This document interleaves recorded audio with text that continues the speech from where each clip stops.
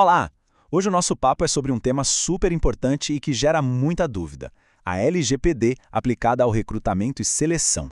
A ideia aqui é criar um guia bem prático, direto ao ponto, para quem é de RH e precisa lidar com isso no dia a dia.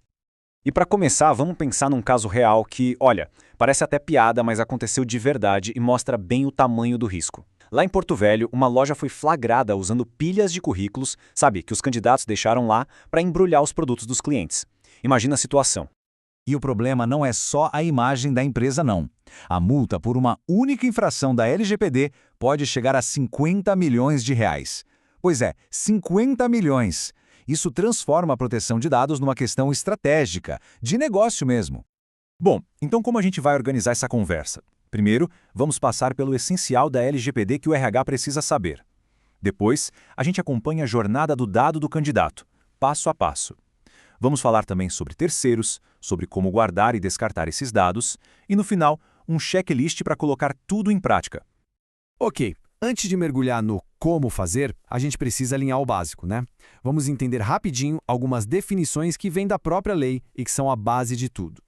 Primeiro conceito, dado pessoal. O que é isso? Bom, é basicamente qualquer informação que permite identificar uma pessoa.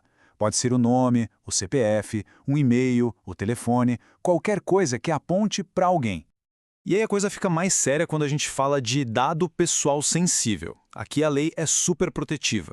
São informações mais íntimas, que podem gerar discriminação, como dados de saúde, religião, filiação a sindicato e por aí vai. Então, o ponto central aqui é saber diferenciar. Dados comuns já exigem atenção, claro.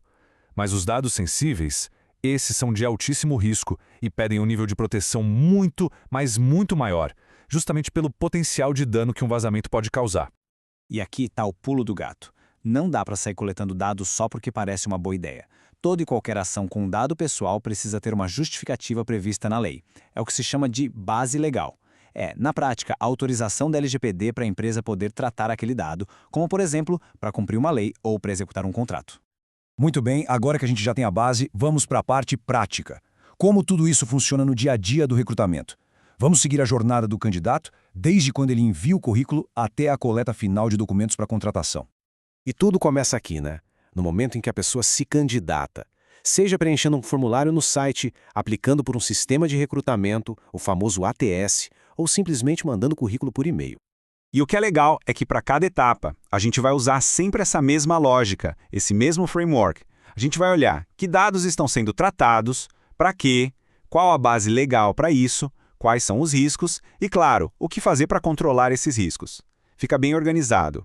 Olha, um erro clássico é transformar o RH num cemitério de currículos, guardando tudo para sempre sem um porquê. O jeito certo é ser transparente, avisar o candidato que o currículo dele vai ficar num banco de talentos para outras vagas e, importantíssimo, pegar o consentimento dele para isso.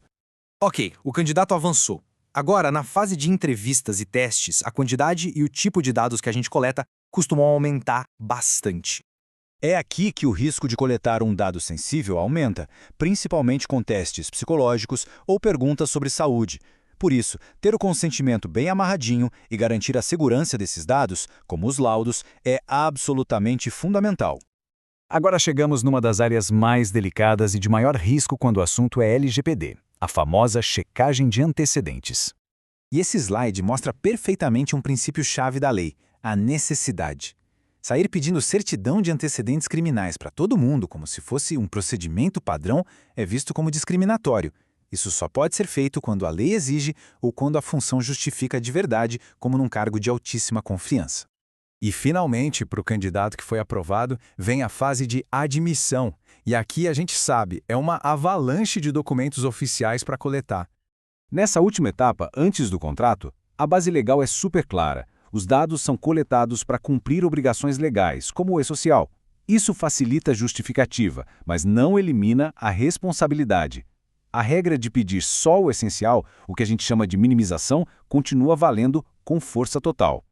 Mas a gente sabe que essa jornada do candidato não acontece numa bolha, né? Por isso, vamos dar uma olhada em dois temas que valem para todas as etapas. Como lidar com fornecedores e, muito importante, o que fazer com os dados depois que o processo acaba.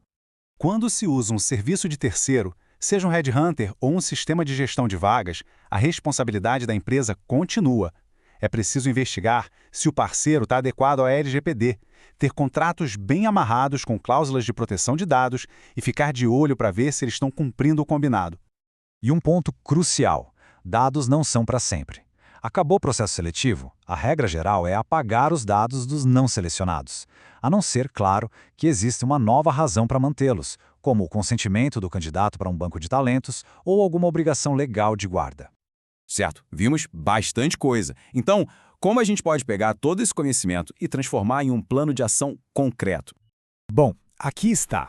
Um checklist prático para o departamento de RH. Pense nisso como um guia, um roteiro de responsabilidade. É o que vai, na prática, demonstrar que a empresa está ativamente buscando a conformidade com a lei. No fim das contas, estar em conformidade com a LGPD vai muito além de só evitar multas. É sobre construir uma relação de confiança e respeito com as pessoas. E isso deixa a gente com uma última reflexão. Aí na empresa, a privacidade de dados é só mais um item na lista de tarefas ou ela já faz parte da cultura do negócio?